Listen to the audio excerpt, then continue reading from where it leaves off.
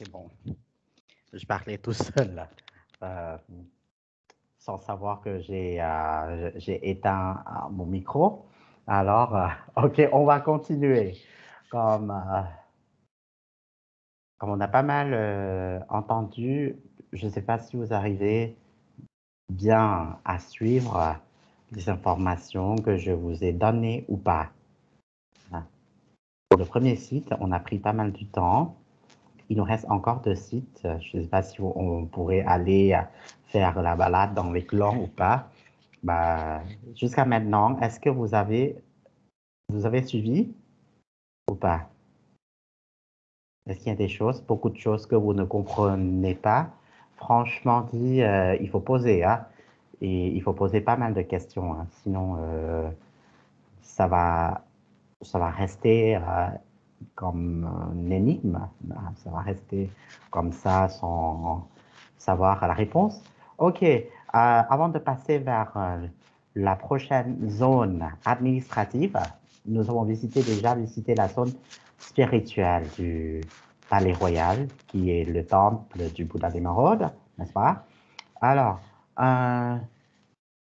je vais faire un petit peu de parcours historique.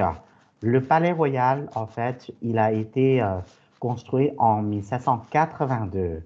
Voilà, c'est la même année, c'est la même année que la fondation de la nouvelle capitale de Bangkok.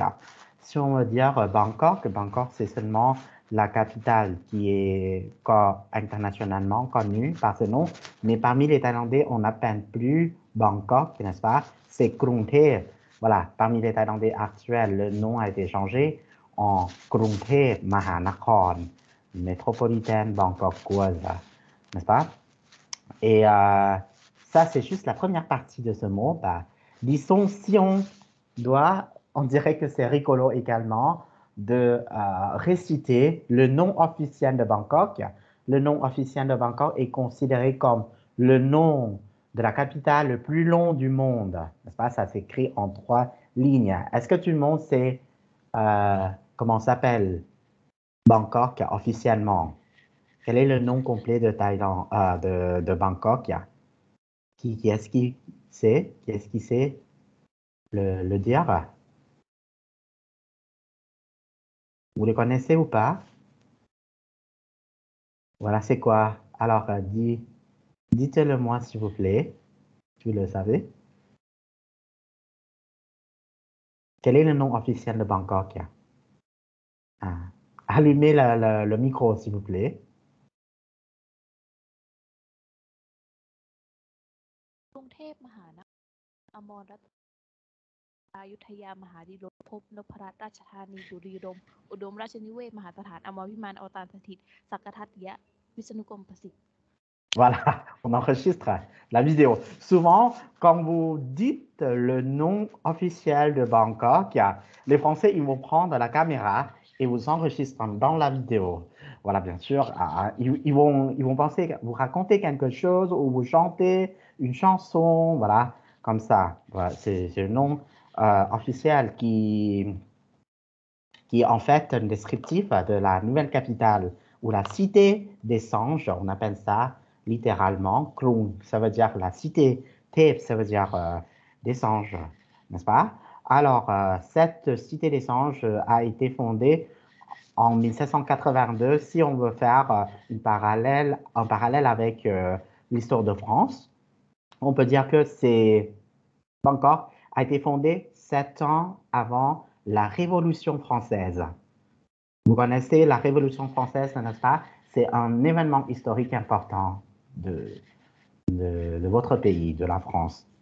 Voilà, c'est une bonne référence. Et avant Bangkok, la Thaïlande a déjà existé.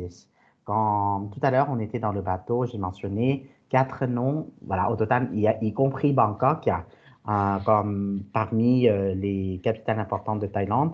Depuis le XIIIe siècle, la première capitale de Thaïlande qui a été comptée dans le livre de l'histoire de Thaïlande, c'est Sukhothai. Voilà, Sukhothai, c'est la première capitale qui a émergé au milieu du XIIIe siècle. Après, à Sukhothai Sukhothai est resté une ville assez importante aussi et son histoire a été reconnue jusqu'à la deuxième capitale avant l'annexion complète avec le royaume d'Ayutthaya. Vous connaissez le mot l'annexion, n'est-ce pas? Sukhothai a été annexé, voilà, au royaume d'Ayutthaya. D'accord? Et le royaume d'Ayutthaya a été fondé au XIVe siècle, au milieu du XIVe siècle, en 1350. Jusqu'à maintenant, Ayutthaya reste la capitale dont l'histoire est la plus longue de Thaïlande. Voilà. Après Ayutthaya, le sac ou la chute d'Ayutthaya a été marqué en 1767, voilà, succédé par une histoire provisoire du territoire qui s'appelle Thonburi. Voilà, on en verra tous ensemble quand on arrive au temple de l'Aube et puis Bangkok actuel. Voilà. Tous les territoires ont été régnés par les rois. Il y a au total, disons, 36 dynasties. Voilà, la première dynastie est à Sukhothai, 5 dynasties à Ayutthaya. Je crois que peut-être on ne va pas compter celle de Roi Taksin parce que là, ça n'a pas encore été fondé, ça n'a pas été succédé. Il n'a pas son successeur. Voilà. Sinon, le 35e dynastie, c'est la dynastie Chakri, voilà, qui comprend 10 rois au total. Ouais. Voilà, jusqu'à actuel. Bon, voilà. OK, on arrive à la période de la dynastie actuelle. Juste 7 ans, sachons que juste 7 ans avant la Révolution française. Donc, on va visiter à l'intérieur.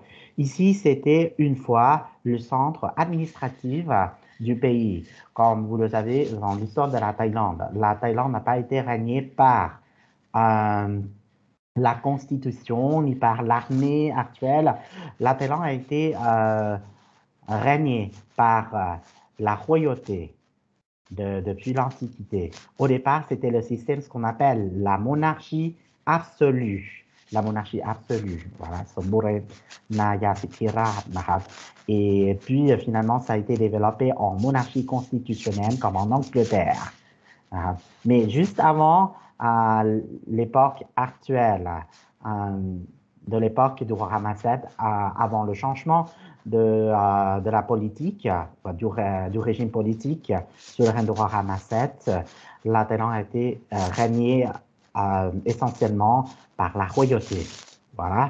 Et ce bâtiment paraît celui le plus récent, qui est stylisé, c'est pas du tout, comment dirais-je, c'est pas du tout identique à l'art traditionnel thaï. Si on regarde comme ça, est-ce que c'est Versailles? Est-ce que c'est un palais européen ou pas? Comme ça, ce palais, il a été bâti en fait sous le règne du roi Rama V, cinquième roi de la dynastie actuelle, pour but de faire résider son prince héritier, Rama VI, le futur Rama VI. Le roi Ramesses, il est considéré comme le roi moderniste. Voilà. Voilà, il est comme modernisateur du pays. C'est lui qui est le premier roi qui a voyagé en Europe, qui s'est ouvert la Thaïlande aux missions royales au monde. Voilà. C'est pour ça, après son ouverture au monde occidental, il était tellement épaté de cette culture et puis il voulait bien rapporter toutes ces cultures parce que le voyage à l'époque, c'était pas évident. C'était pas 11 heures de vol, c'était pas ni 16 heures de vol de Bangkok jusqu'en France. Ça durait quand même plus de mois, voire un an, voilà, de voyage pour un aller-retour. Donc, c'était pas aussi facile de visiter les pays étrangers ou comme l'Europe à l'époque. Alors, le roi Ramesses V, il a pas mal rapporté la civilisation occidentale et puis pas mal changé des choses dans une société conservatrice traditionnelle, comme ça. Bon, actuellement, cette résidence royale est utilisée comme un endroit de la réception des invités honorés des étrangers. Dans le cas de la France, il y a un président de la France qui a été reçu dans la salle d'audience ici. Il s'appelle Monsieur Jacques Chirac. Voilà. Il a été reçu dans l'enceinte de cette résidence. C'est la résidence ou la salle de trône Barom Piman. Voilà. Qu'est-ce que je veux dire d'autre au niveau de style? Pardon. C'est le style de la Renaissance française. Voilà. Pour ça, voilà, les Français, ils connaissent bien. Hein. C'est ce type de style. Ensuite, ok, pas trop tarder parce que là, il est 15 heures, on va pas avoir le temps de visiter le temple de Bouddha couché. Et nous allons au bâtiment suivant. Ouais. Et bah, non, c'est pas celui-ci.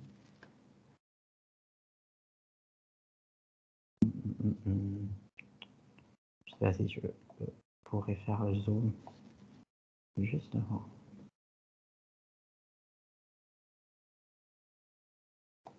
Hop. Ok, on voit pas grand-chose ici, mais peut-être je vais juste chercher.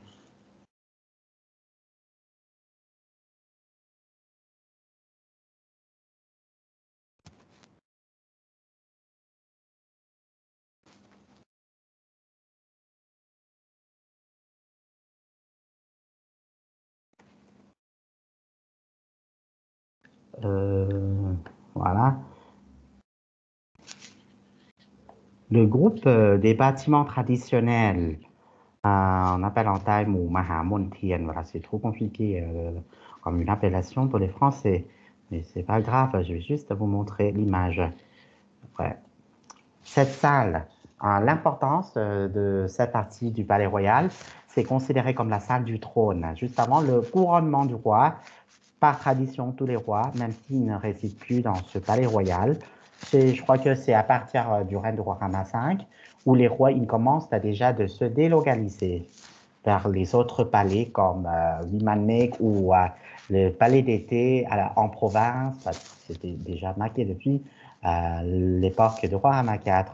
Mais par tradition, tous les rois doivent passer au moins une nuit juste avant le couronnement, voilà, pour en préparation de sa cérémonie. Ouais. C'est la salle où l'on fait actuellement des différentes cérémonies pour le serment. Vous connaissez le serment, n'est-ce pas? Jurer le serment par les fonctionnaires. Voilà. C'est à l'intérieur de cette salle de trône. Ensuite, en sortant de cette salle du trône, le groupe de Mahamountian, on arrive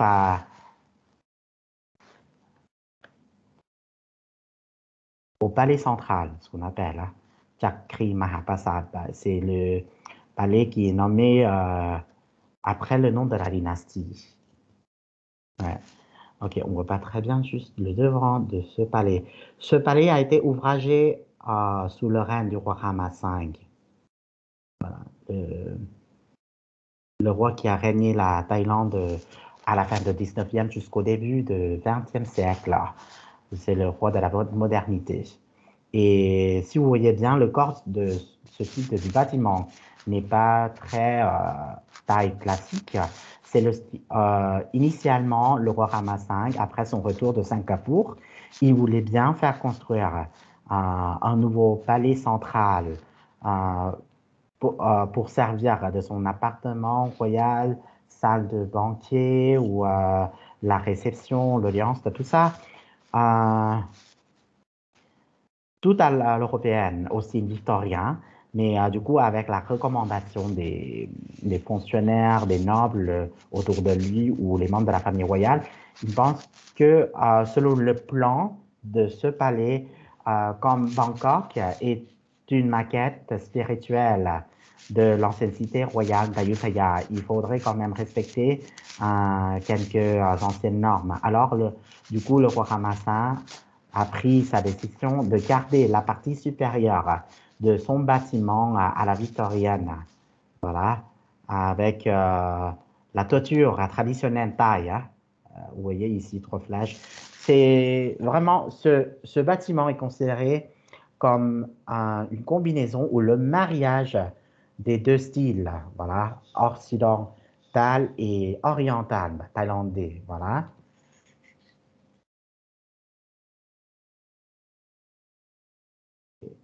Alors, passons vers le dernier bâtiment,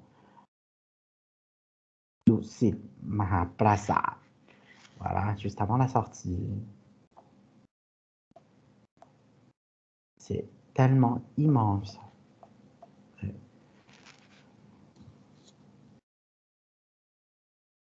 OK. Dusit Mahaprasad, c'est un autre bâtiment qui respecte bien euh, les normes de la construction traditionnelle thaï. Si vous voyez bien le style par rapport à l'autre que je vous ai montré tout à l'heure, par rapport à Chakri Mahaprasad. Celui-ci, il est tellement très, très classique.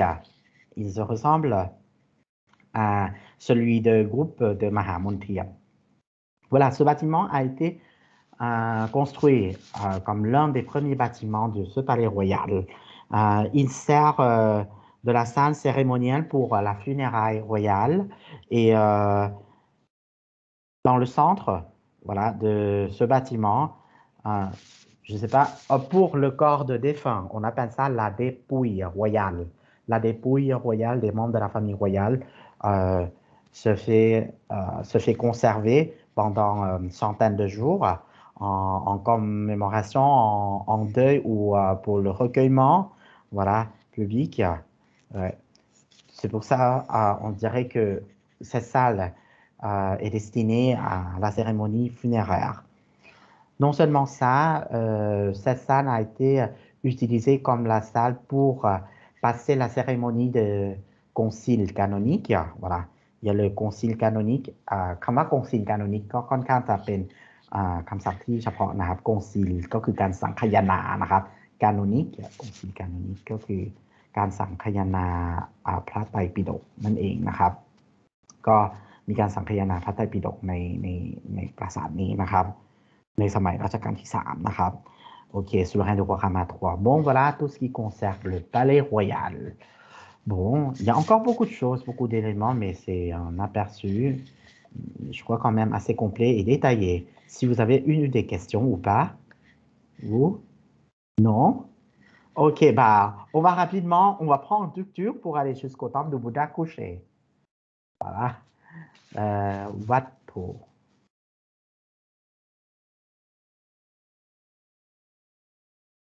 Ok, je me tiens à vous raconter également durant le déplacement jusqu'à Wat Po. Hein. Ces 2 monuments se trouvent juste au long de Chao Phraya ou le fleuve des rois. Ok, Wat Po, il est ici, juste derrière le palais royal. Ce temple, il a vraiment existé depuis l'époque d'Ayutthaya. Il a, selon les traces historiques, on dit que ce temple, il a été construit depuis l'époque, on dirait la fin de l'époque du roi Narai d'Ayutthaya. Voilà, c'est le temple qui était une fois le lieu religieux ou le lieu de culte chez les locaux à l'époque. Il y a pas mal de Chinois, ce qu'on appelle les Sinotai. Voilà, il y a le mot Sinotai, voilà, les mixtes, la population mixte, voilà, chinoise et thaï. OK. Le temple de Bouddha couché. Officiellement, le temple il s'appelle Wat Pha Chetupon Vimankalaram. Mais c'est trop compliqué aussi pour les internationaux, pour les visiteurs. Alors, simplement, le temple, il s'appelle le temple de Bouddha couché. Voilà, grâce à sa statue de Bouddha couché. Mais localement, parmi les Thaïlandais, on appelle ça Wat Pho. Wat Pho, voilà. OK, entrons. Je me tiens à vous expliquer également à l'intérieur, après avoir acheté billet, voilà, d'entrée de ce temple, nous allons de suite vers le sanctuaire de Bouddha couché.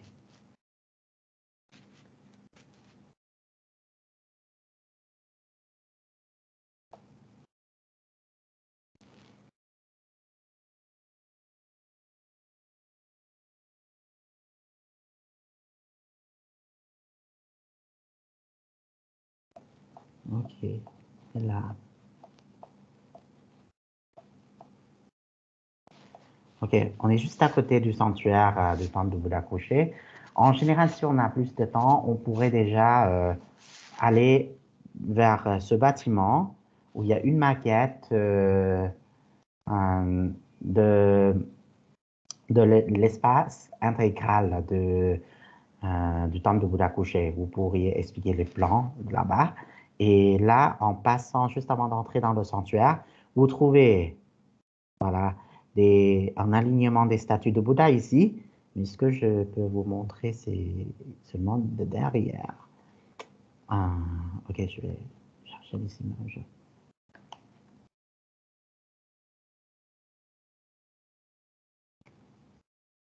On va parler un petit peu en culte bouddhiste.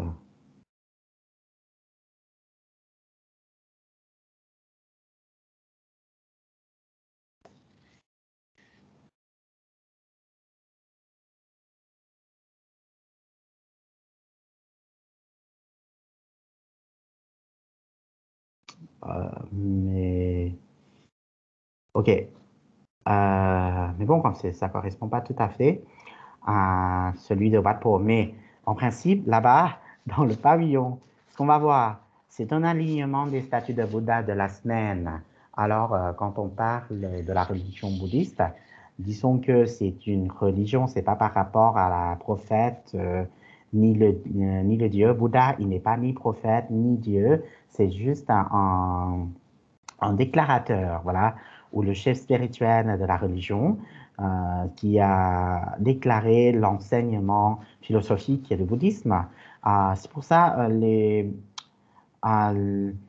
fidèles ou les pieux de la religion, ils ont beaucoup de respect pour le Bouddha. Il y a pas mal d'interprétations sur les différentes statues de Bouddha pour facilement ou simplement expliquer comment ça se passe que j'ai les statues de Bouddha. Il y a presque 100 positions de la statue de Bouddha avec tout ce style en plus. On peut déjà expliquer simplement que la statue de Bouddha se compose des 4 positions principales. Voilà. Debout, assis, couché. Et ce qui n'existe pas ici, c'est marchant et marchant. Debout, assis, couché et marchant. Voilà. À partir de ces 4 positions, ça peut se diversifier en plus posture ou geste. Voilà. En geste des mains. Voilà, qui dessinent des différences entre parmi l'historique de Bouddha. Ok, commençons par dimanche. C'est la statue de Bouddha debout. Ouais. On appelle ça la statue de Bouddha. Le Bouddha renonçant au regard. Ensuite, Saint du lundi, c'est le Bouddha qui apaise le conflit. C'est la statue de Bouddha qui apaise le conflit. Des fois, c'est comment dirais-je, une forme de main. On dirait c'est pour apaiser le conflit des parentés. Ou si c'est deux mains, c'est de pacifier les flots. Voilà. Troisième statue de Bouddha correspond au mardi. C'est la statue de Bouddha couché. C'est celui qu'on va voir à l'intérieur du sanctuaire secondaire, juste derrière nous. Après, mercredi, c'est un peu spécial. Jusque-là, mercredi est divisé en 2 périodes. Il y a mercredi matin et mercredi soir. Voilà. Légendairement, ça parle de fait de la réception des offrandes matinales. C'est la statue de Bouddha debout qui porte un bol à aumône. Et mercredi soir, c'est le Bouddha qui est assis en majesté. En bas de cette statue, on voit un éléphant et un singe qui sont en train de lui faire des offrandes, de la nourriture. Retournons vers jeudi. Voilà, après mercredi, c'est jeudi. Jeudi, c'est la statue de Bouddha en méditation. Vendredi, c'est le Bouddha en réflexion debout. Et samedi, c'est toujours la statue de Bouddha en méditation. La différence entre celle-ci et celle de jeudi, c'est le roi des Nagas. Euh, le samedi, voilà, le samedi, la statue de Bouddha est protégée par le roi de serpent, Naga. Alors, cela rapportait bien les jours après l'éveil ou l'illumination de Bouddha. Il a continué à méditer plus ce jour jusqu'à ce qu'il y ait de l'orage. Alors, Bouddha, il ne s'est pas arrêté voilà, de sa méditation. Alors, le roi de serpent ou le Naga, avec sa ferveur, il se déploie au-dessus de lui, ses capuchons, pour le protéger contre les pluies. Voilà, c'est ça tout ce qui vient de quelques petites explications sur les statuts de Bouddha de la semaine qui correspondent bien au jour de la naissance. Pour nous, les bouddhistes, on mémorise aussi notre jour de naissance. Par exemple, moi, je suis né le jeudi, cela correspond bien à celui de méditation. Voilà. Voilà. Et pour les Français, ça pourrait être compliqué pour eux parce que dans leur acte de naissance, dans leur acte de naissance, biker, ou débat acte de naissance, c'est pas indiqué le jour. Le jour de naissance, c'est pas indiqué. C'est seulement la date. Alors, c'est un peu problématique pour eux de retrouver leur jour de naissance pour associer les statues de Bouddha de leur jour. Alors, ce qu'ont fait les pieux bouddhistes, pour rendre hommage à une statue de Bouddha, souvent, on prévoit les 4 éléments essentiels qui sont composés de 3 bâtonnets d'encens, d'une bougie, une des fleurs propices, souvent une fleur de lotus qui représente la sagesse et des feuilles d'or. Voilà. Alors, on entame la cérémonie avec la bougie. On allume la bougie et puis les 3 bâtonnets d'encens qui correspondent au nombre des 3 joyaux bouddhistes qui comprend le Bouddha, ses enseignements et ses disciples. Ensuite, après avoir bien allumé les 2 éléments, on rend hommage au Bouddha. On récite quelques sutras, quelques textes ou quelques chants sacrés. Voilà, pour faire la prière. Après la prière, nous allons poser les fleurs, voilà, qu'on a préparées avec nous, voilà, dans le plateau. Et puis, on va se mettre à coller des feuilles d'or qu'on a également apportées avec nous sur les différentes parties du corps. Les différentes parties du corps de la statue de Bouddha, cela peut correspondre bien à notre croyance sur la santé, la vie. Ben, on dirait, avec l'expression en Thaïlande, chacun sa foi. Voilà. ความเชื่อใครความเชื่อมันนะครับ chacun sa foi.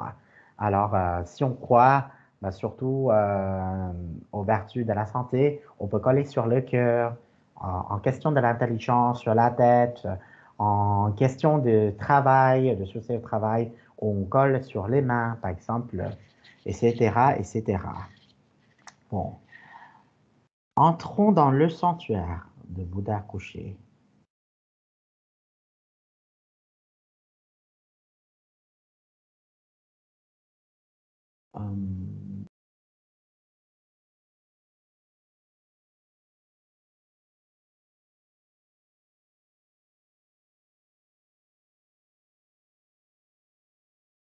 Et on va voir l'image.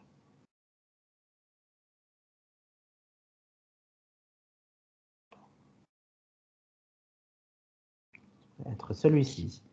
OK, en entrant à l'intérieur du sanctuaire, mais sachons que ce sanctuaire n'est pas le sanctuaire principal du temple. Quand on visite un temple en Thaïlande, des fois, on peut trouver des temples de différentes tailles ou de différentes importances. Pour ceux qui sont très importants, c'est très difficile de repérer le principal parce que le fait d'être le principal, c'est pas forcément le plus grand.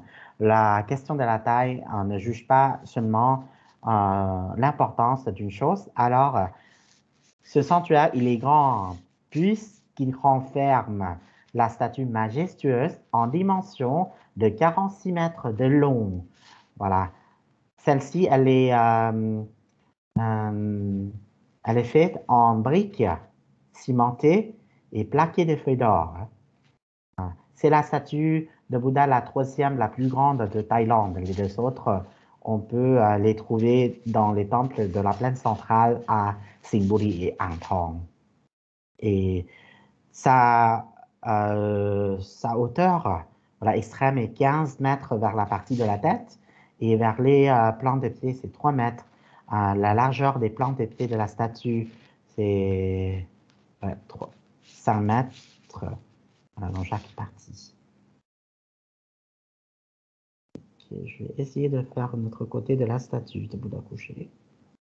Hop, voilà, ça y est, de ce côté-là. On voit très bien les images sur les plantes. Je charge une image.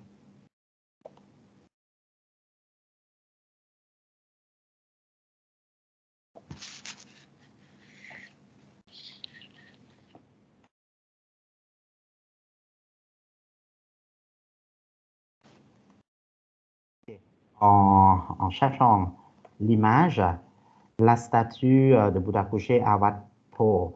En général, Bouddha couché, ça correspond à la position du repos de Bouddha. Mais quand même, il y a pas mal d'interprétations sur les thèmes de la construction.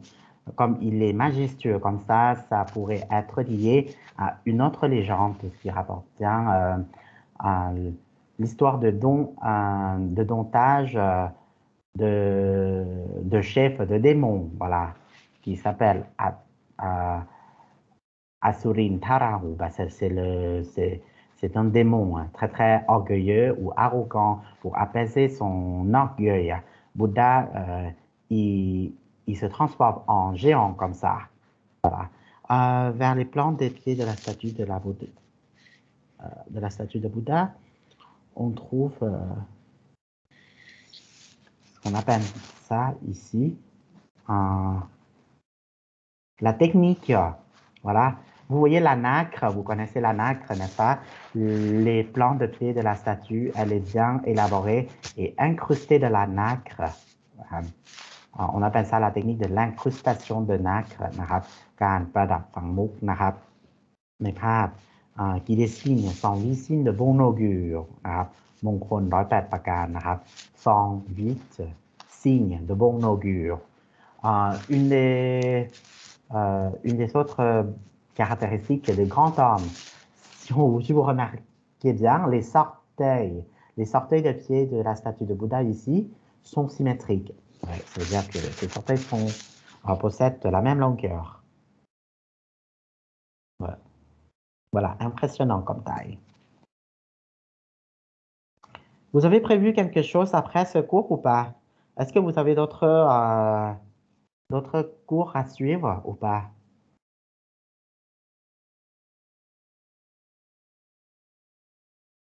Vous avez des cours ou pas? Oui. Oui, ok, bah, je vais passer plus rapidement. Hein. Alors, ok, sortons du sanctuaire de Bouddha couché. À l'extérieur du temple de Bouddha couché, ce qu'on va trouver majestueusement, ce sont les 4 mausolées. On voit bien de loin. Ce sont des 4 mausolées des 4 règnes.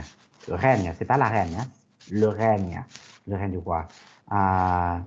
Les mausolées à 4 règnes. Tous ces 4 mausolées ou le stupa ont été faits à la commémoration des 4 rois, 4 premiers rois de la dynastie actuelle, Rama Ier jusqu'au Rama IV. La raison pour laquelle on n'a pas fait construire celui pour le 5, pour Rama V, c'est la question de l'espace et aussi la tradition, on a expliqué que tous ces 4 rois, ils se voyaient à l'époque. C'est la génération de grands-pères et des petits-enfants. Voilà. Le lieu, Wat Po est considéré comme aussi du lieu de la conservation. Il joue pas mal le rôle de conservation assez importante. Il y a pas mal de statues de Bouddha qui sont en provenance des cités anciennes à travers le pays, comme Ayutthaya, Lopburi, Phitsanulok, Sukhothai, ou même du nord de Thaïlande. Alors, ils ont été transférés de toutes ces anciennes capitales et a été éventuellement restauré jusqu'à ce qu'il soit en bon ou en tel état. Alors, parmi ces statues de Bouddha, elles sont quand même bien classifiées par rapport à leur position. Alors, au total, je dirais que dans tout l'ensemble de ce temple, il y a presque 1000 statues de Bouddha dedans. Parlons des galeries.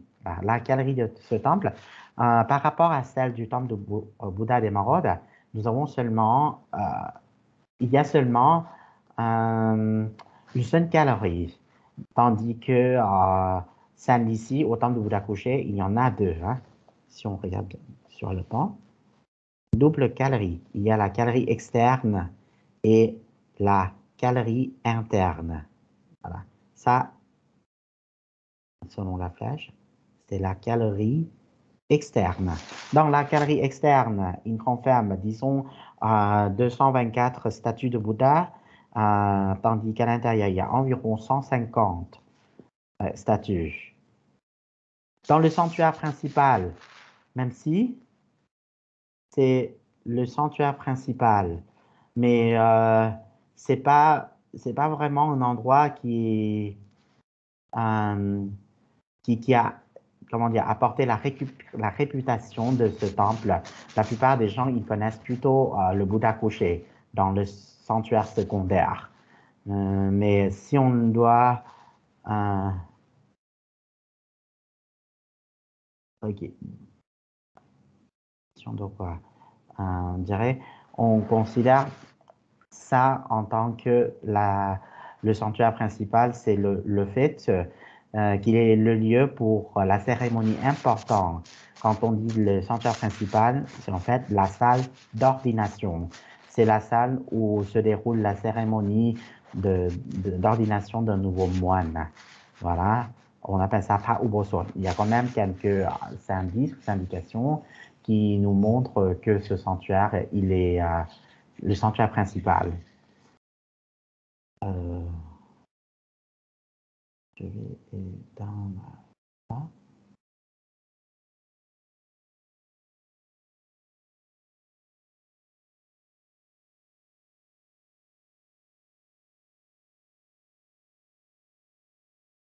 Et on voit à l'intérieur.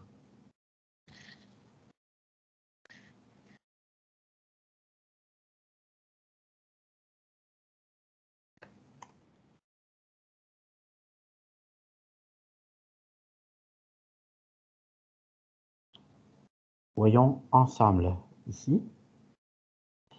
Dans le sanctuaire principal, il y a la statue la plus importante par rapport à sa taille. Ça n'a rien à voir avec celle du Bouddha couché. Elle est beaucoup plus petite, mais elle joue le rôle de la statue principale de ce temple. Elle s'appelle Prabhuta Teva Patimakon, ou la statue de Bouddha ouvragée par les anges. Voilà, littéralement traduit en français.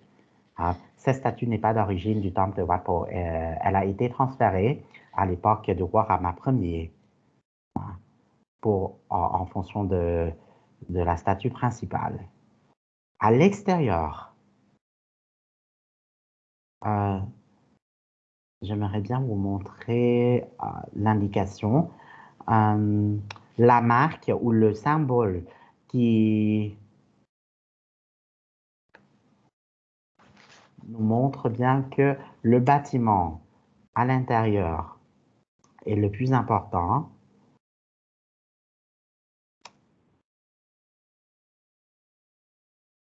C'est une espèce qu'on appelle de borne de délimitation,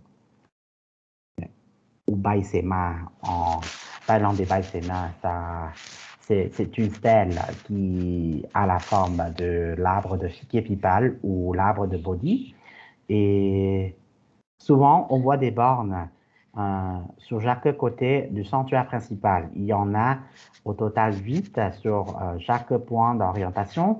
Mais en plus, si jamais on trouve les deux bornes comme ça à l'extérieur du sanctuaire, ça veut dire que ce temple, il est principal et royal. Quand c'est doublé comme ça, c'est une signification d'un temple royal. Ok. On sort rapidement du sanctuaire principal. Ici, c'est le petit jardin qui expose bien beaucoup de sculptures, des personnages. Ce sont les yogis qui pratiquent du yoga, ou on peut dire que ce sont des ermites ou des ascètes qui pratiquent l'art de la contorsion. Yoga, c'est l'art de la contorsion, contorsion corporelle ก็คือการดัดตนนะครับ la contorsion.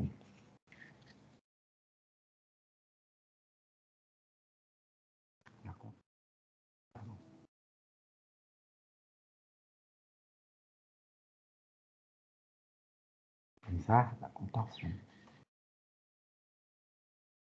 Voilà. C'est comme, comment dirais-je, c'est comme gymnastique. Hein? Ok. Alors, tous ces yogis ou tous ces ermites sont considérés comme le maître spirituel de la médecine traditionnelle thaï. Le massage, si vous connaissez bien, c'est le fait que le temple, il est très réputé pour sa formation de massage curative. Alors, ce temple, il est en plus considéré comme la première université de Thaïlande. Du fait, je vais vous montrer rapidement, il y a pas mal de bonnes collections, des inscriptions qui parlent des différentes sciences de l'époque. Sachant qu'à l'époque ancienne, les Thaïlandais, ils n'avaient pas l'occasion d'aller à l'école. À l'époque où il n'existait pas encore l'école ni l'université, la plupart des gens, ils se font former dans l'enceinte du temple. Et c'est surtout les hommes parce qu'ils se font ordonner en moine et puis se permettaient à l'époque de faire des études. Alors, parmi ces dalles de pierre de l'inscription, il y a pas mal des connaissances qui sont inscrites. L'une des connaissances très importantes, à part de l'astrologie, la philosophie ou les questions éthiques morales, il y a aussi l'histoire sur la médecine, ce qu'on appelle la médecine alternative ou médecine traditionnelle, qui parle de l'anatomie, qui montre les points sensoriels du corps, tout ce qui rapporte aux points d'énergie, voilà, avec lesquels les thérapeutes peuvent travailler sur. OK. Et donc, c'est pour ça, Wat Po est considéré comme la première université de Thaïlande. De ce fait, ouais. OK, on n'a pas suffisamment de temps de visiter l'école de massage. Mais bon, allez, hop, on va traverser le fleuve Chao Phraya vers l'autre côté, à Wat Arun. Rapidement, en 5, je crois, dans 10 minutes, je vais essayer de tout terminer. Wat Arun. C'est le temple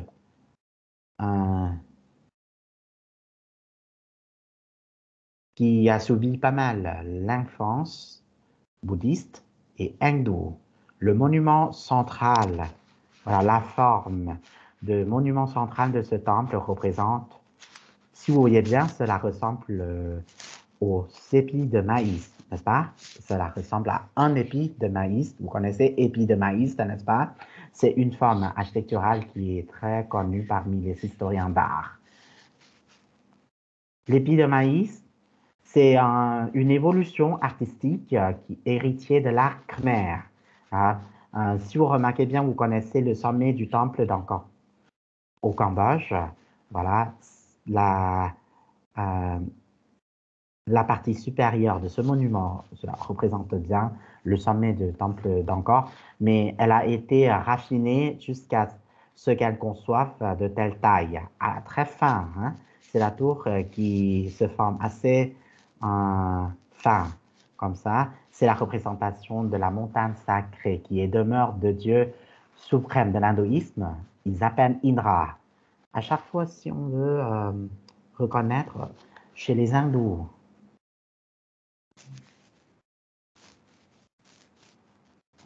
chez les hindous, ils sont beaucoup ou ils sont multitudes de dieux. Chez ceux, hein. Il y a la Indra et puis il y a les fameux dieux qu'on connaît bien chez les hindous, c'est la Trinité. Voilà, la Trinité Trimurti, qui se comprend de Dieu créateur, Brahma, Dieu protecteur, Vishnu, et Dieu destructeur, Shiva.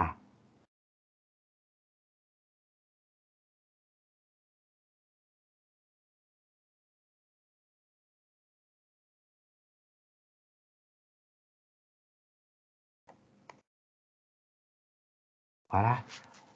Si on s'approche, il y a les 4 niches sur le monument central ici. Voilà, c'est la représentation de Dieu Indra. C'est le Dieu qui demeure dans le mont Meru, qui est le centre de l'univers. Dans la cosmologie bouddhique et hindoue, on dirait que cette représentation de la tour représente 3 mondes. Il y a l'enfer, le monde humain et le paradis chez les hindous. Et tandis que dans une notion bouddhiste, c'est le monde du désir, le monde de la forme et le monde sans forme. นะครับเราพูดon est en train de mentionner นะครับเรื่องไตรภูมินะครับไตรภูมิแบบฮินดูเป็นยังไงไตรภูมิแบบพระพุทธศาสนาเป็นยังไงนะครับโลกมนุษย์นรกสวรรค์นะครับแบบฮินดูแบบพุทธเราก็จะเชื่อเรื่องของกามภูมินะครับรูปภูมิอะไรแบบนี้นะครับแล้วก็le monde sans forme, c'est l'idéologie du bouddhisme, c'est le nirvana. Le nirvana pourrait être interprété par le mot l'extinction complète. L'extinction complète นะครับการดับศูนย์ที่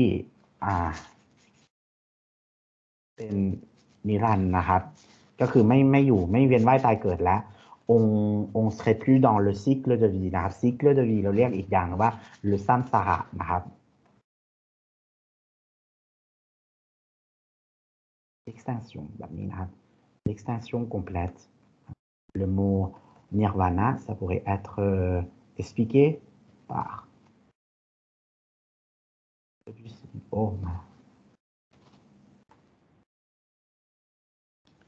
Ok, c'est Vat Arun.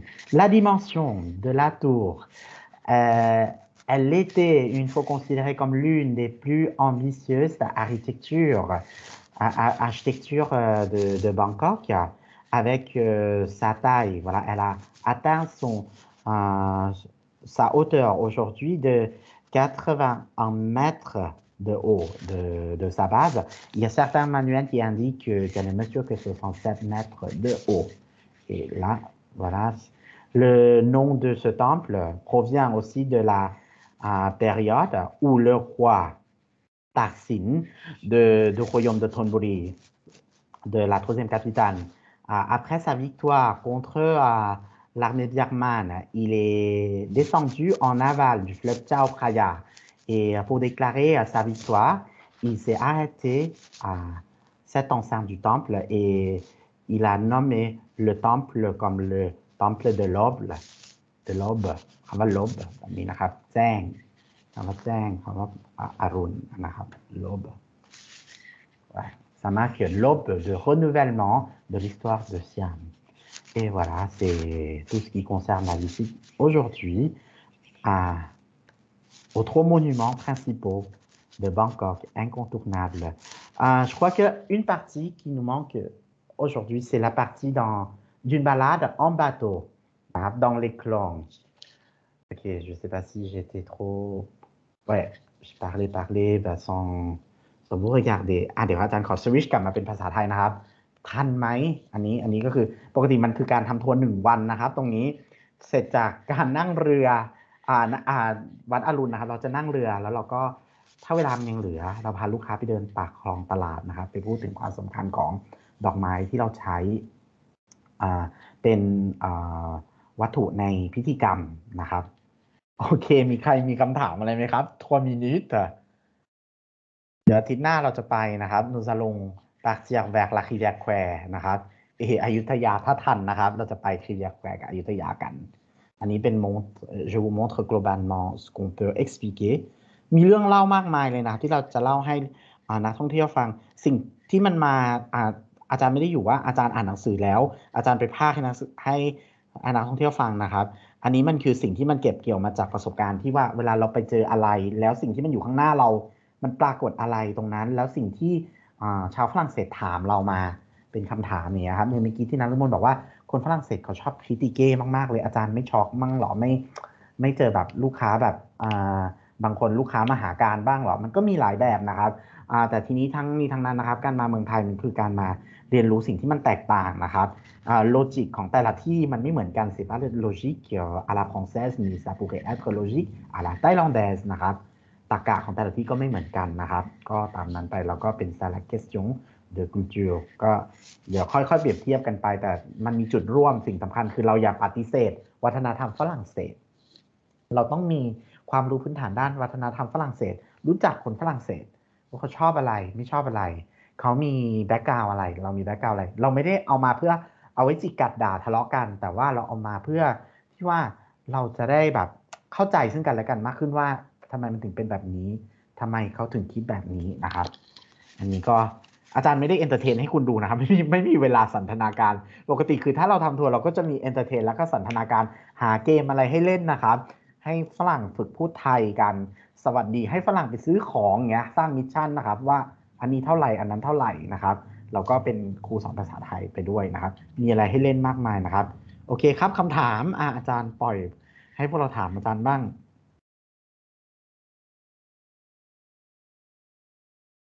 นี่นะครับจะหายใจทางเหงือกแล้ว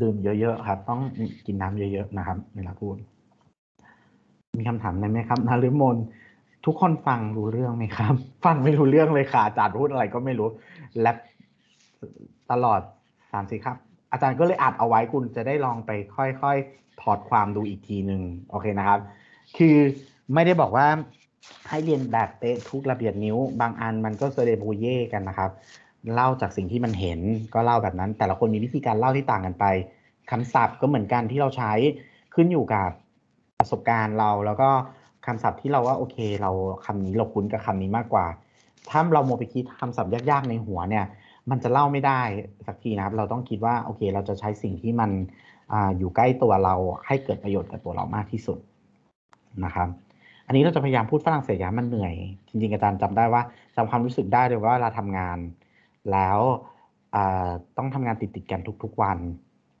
มันการพูดภาษาฝรั่งเศสทั้งวันนะครับมันเหมือนมันทำให้เราหลับสบายเลยครับเพราะว่ามันจะเหนื่อยมากเหมือนเราต้องคิดสวิชไปสวิชมานะครับทั้งไทยทั้งฝรั่งเศสแต่พอเราพูดไปเรื่อยๆแล้วอ่ะสิ่งที่คุณเห็นมันก็คือความคล่องแคล่วมันจะมาเองนะครับบางอย่างมันหลุดออกไปเลยโดยที่แบบไม่ต้องมานั่งกระจายแวบไม่ต้องมานั่งผันแวบไม่ต้องมานั่งอักกออะไรแบบนี้แล้วนะครับอันนี้มันเป็นเรื่องของการสื่อสารนะครับภาษาที่เราใช้ในการสื่อสารกับภาษาที่เราใช้ในงานเขียนมันก็จะไม่ได้สละสลวยเท่าเทียมกันนะครับเดี๋ยวทำนี้นะครับอันนี้คนที่แบบมีเรียนต่อก็สามารถลีฟได้เลยนะครับแต่ว่าถ้าใครที่อยู่แล้วยังมีคำถามอยู่ก็ถามต่อได้นะครับส่วนเพื่อนๆที่ออกไปแล้วไม่ได้กลัวไม่ต้องกลัวว่าจะเสียประโยชน์นะครับเพราะว่าอาจารย์ก็รีคอร์ดเอาไว้นะครับครับไม่มีใครมีคำถามเลยเหรอเป็นนักท่องเที่ยวที่แบบโอเบอีซองมากนะครับ ดูแบบซาจมากอ่ะ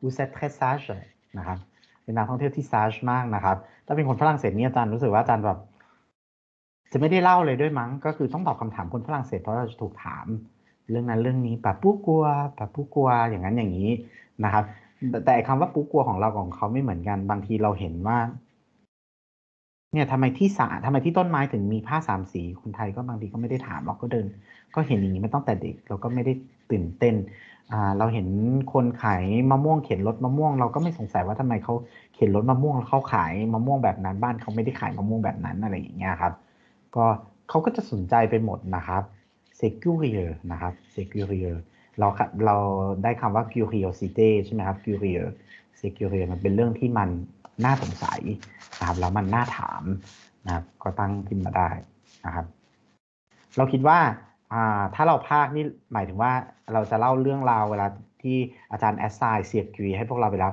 เราคิดว่าเราจะพาไปเที่ยวกันได้ไหมครับแต่อาจารย์ให้เป็นกลุ่มเนาะกลุ่ม2 คน3 คนแต่ทุกคนก็จะต้องได้พูดนะครับอาจารย์ให้เลยนะครับแต่ละคนจะได้พูดกันทั้งหมด2 ครั้งนะครับในครั้งที่2 สัปดาห์ของคุณทุกคนจะได้พูดครั้งแรกแล้วก็สัปดาห์ที่3 4ก็จะได้พูดอีก1 ครั้งนะครับก็เตรียมกันมาดีๆในเรื่องข้อมูลอย่าจมข้อมูลนะครับก็คือเราดูเอาแค่มันมาประกอบแล้วก็เป็นภาพว่ามันคืออะไรอาจารย์อาจจะให้รูทไปแล้วเดี๋ยวคุณไปดีไซน์ออกมานะครับมาแล้วเล่าให้อาจารย์ฟังพาไปเที่ยวถ้าเวลาดูใกล้จะหมดแล้วเปลี่ยนสถานที่เลยวิธีการเป็นไกด์อีกอย่างหนึ่งนะครับบางทีเราอาจจะได้โปรแกรมมาที่สถานที่หลากหลายในวันเดียวเขาเรียกชะโงกทัวร์นะครับความลึกซึ้งในการเล่ามันก็จะไม่เท่ากันอย่างที่อาจารย์เล่าให้นักศึกษาฟังเมื่อกี้เราอยู่ในวัดพระแก้ว1 ชั่วโมงคือเป็นกรณีที่นักท่องเที่ยวแบบโอ้โหแบบเป็นแฟนประเทศไทยเลยเหมือนสนใจใน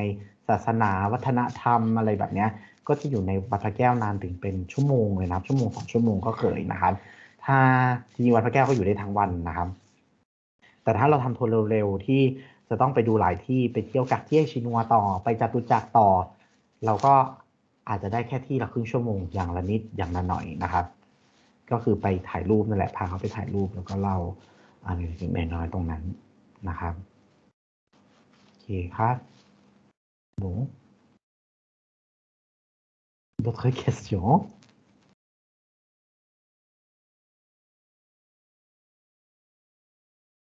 Non, pas de questions.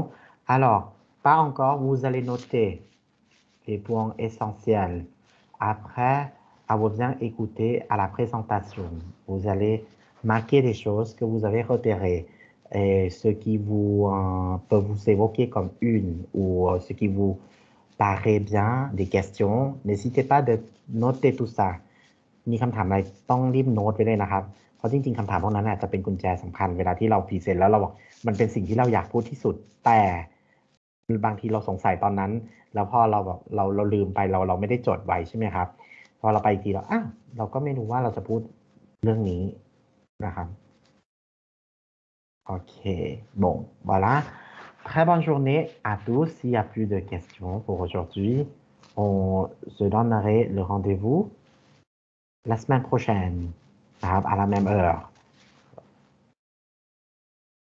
Merci de votre attention. Merci. Merci, bonne soirée. Bonne soirée à Merci, vous bonne aussi. soirée, bon week-end. À la semaine À vous prochaine. Merci. aussi. Bon courage et bonne préparation.